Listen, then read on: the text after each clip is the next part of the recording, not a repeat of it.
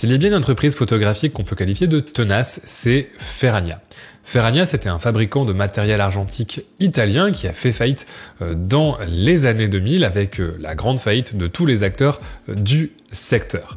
En 2013, la marque ainsi que les usines et une petite partie du matériel est rachetée par un groupe de passionnés qui fondent Film Ferragna lors d'une campagne de financement participatif où ils annoncent leur volonté de relancer la production notamment de films couleur. L'équipe connaîtra bien des déboires et n'arrivera pas à son but. Cependant, l'usine est aujourd'hui toujours existante, l'équipe toujours derrière et commence à arriver une production relativement stable de films noir et blanc en Europe. Leur première pellicule, c'était la Ferragna P30, un film noir et blanc 80 ISO.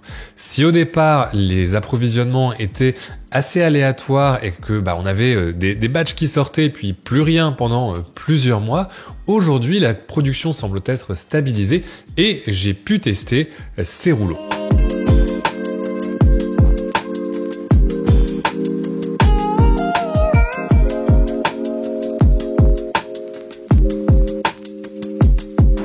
On est à Lille avec le Pentax 6.7, j'ai chargé pour l'instant la Ferragna P30, donc c'est un film 80 ISO qui est assez contrasté. On a une belle journée aujourd'hui, donc c'était l'occasion de tester ça. On va essayer de faire des chouettes photos. C'est parti. J'ai commencé mon périple dans le quartier de Rallye. Il y avait un spot dont je sais qu'il est assez chouette à ce moment-là, par lequel je voulais commencer. C'est ici avec l'escalier. On peut facilement attendre que quelqu'un passe pour prendre la photo et déclencher, ajouter un élément humain dans l'échelle de l'architecture. Ça a été un petit peu ma thématique sur l'ensemble de cette pellicule.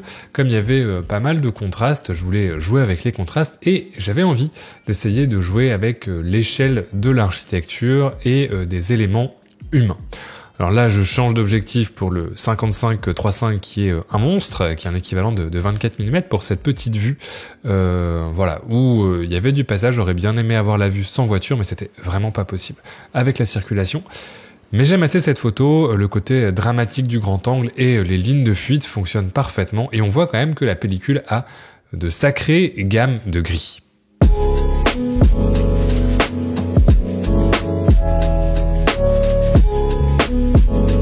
Je suis revenu sur mes pas parce que je voulais photographier cette scène. J'avais vu cette dame qui était assise en train de téléphoner à l'allée et je me suis dit que cette composition serait intéressante dans cette thématique justement de l'échelle. J'ai pas eu beaucoup de temps pour la prendre. Il y a la voiture sur la droite de l'image qui me dérange un petit peu, mais j'adore ce tout petit personnage dans cette immensité d'architecture avec le grand angle. Ça fonctionne parfaitement.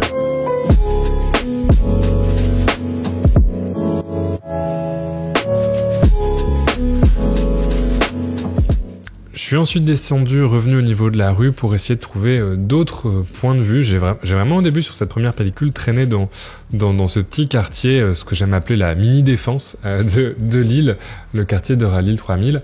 Là j'ai un peu galéré à trouver des compositions qui m'intéressaient. J'aime bien la texture du bâtiment d'en face, mais là ça ne marchait pas, il y avait pas ce que je voulais en termes de composition et finalement j'ai attendu au niveau là je vise l'escalier qui est sur la gauche de l'image et je voulais encore une fois toujours dans ce jeu d'échelle avoir des gens qui descendent, mais c'est pas un passage qui est très emprunté et j'ai attendu pas mal de temps avant qu'une famille de touristes ne décide de prendre l'escalier, mais finalement ça fonctionne pas très bien parce qu'ils sont un peu trop petits dans l'architecture.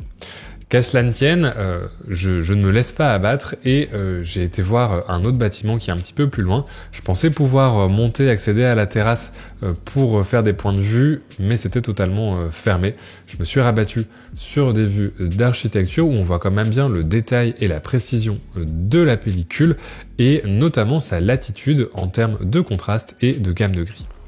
Je suis ensuite revenu sur mes pas à nouveau sur cette scène de l'escalier, mais cette fois-ci en hauteur de l'autre côté du pont où j'ai essayé de trouver à nouveau une composition qui m'intéressait. Alors je voulais l'escalier, mais il n'y avait pas assez de gens qui descendaient, je pense que j'aurais posé ma tente ici. J'ai donc finalement décidé de me décaler et de prendre une autre composition avec la porte et la texture du bâtiment. Et cette photo, c'est l'une de mes préférées de toute la série. Déjà parce que je trouve que la composition fonctionne parfaitement, le personnage est placé exactement au bon endroit, il y a une bonne variation de contraste et de texture, mais surtout il y a un petit détail que j'avais pas vu à la prise de vue, c'est le message qui est sur le sac du monsieur qui passe, qui est always ahead, toujours vers l'avant. Le fait qu'il avance vers l'avant, qu'il ait ce bagage, qu'il soit dans l'architecture, je sais pas, je trouve que ça fonctionne extrêmement bien et je suis très fier et très content de cette prise de vue. Je me suis attardé un petit peu, là j'avais remarqué qu'il y avait mon ombre en dessous, je voulais faire un effet avec quelqu'un qui passe, un vélo, etc. J'ai attendu encore une fois un petit moment, ben voilà, la photo est pas ouf, mais fallait essayer des choses, et je trouve que d'un point de vue composition avec l'ombre, ça marche quand même pas trop mal. J'ai enfin quitté mon perchoir pour aller de l'autre côté, sur les passerelles de l'aéronef. On a une très belle vue sur la gare Lille-Flandre, mais voilà, j'ai pas trouvé beaucoup d'inspiration, j'ai terminé la première pellicule avec voilà cette photo qui est pas si mal, qu'une composition un petit peu classique, un élément humain, ça marche bien, mais c'est pas exceptionnel. J'avais terminé la première pellicule et j'ai chargé la deuxième avec toujours cette idée un petit peu plus claire de travailler sur l'échelle.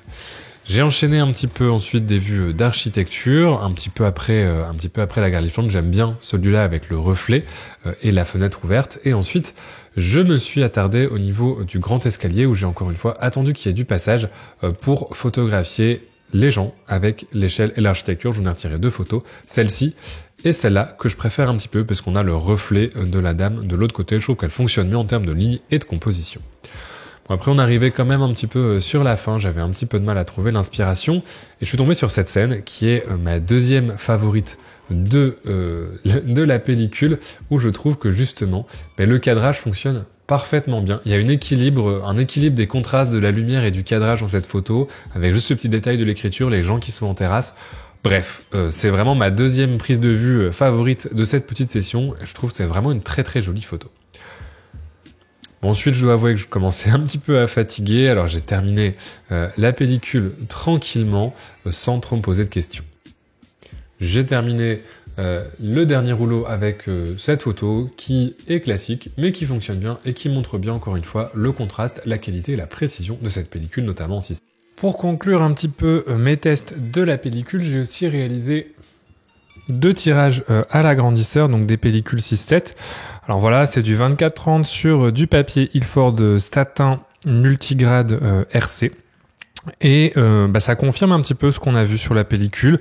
Un très bon contraste. Alors là, bon, surtout en 6/7, un grain quasiment inexistant. Hein. Il y a vraiment rien du tout en termes de texture, une précision démentielle. On voit énormément de détails, même sur, on pourrait presque lire la carte du restaurant, à la limite. J'aimais beaucoup cette image, c'est une de mes préférées de la photo avec le cadre dans le cadre. Je trouve que la composition était vraiment parfaite par rapport à l'image. C'est pour ça que j'ai choisi de la tirer. Et je trouvais que ça faisait une bonne démonstration aussi du contraste qu'on peut avoir avec cette pellicule une fois transférée sur le papier, et surtout de la finesse du grain et de la précision de cette pellicule. Alors j'ai tiré une autre image que je vais te montrer de suite quand je l'aurai retrouvée dans ma pile de tirage à côté de moi.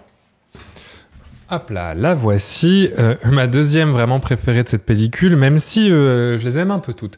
Et encore une fois, beaucoup de précision, notamment voilà, ce que je voulais, c'est le petit détail ici. Alors je sais pas si on verra bien à la caméra, mais le monsieur a un petit sac où c'est marqué Always Ahead, dire toujours vers l'avant. Je trouve que ça, c'est le détail qui tue de cette photo, on arrive très très bien à le discerner ici sur le tirage.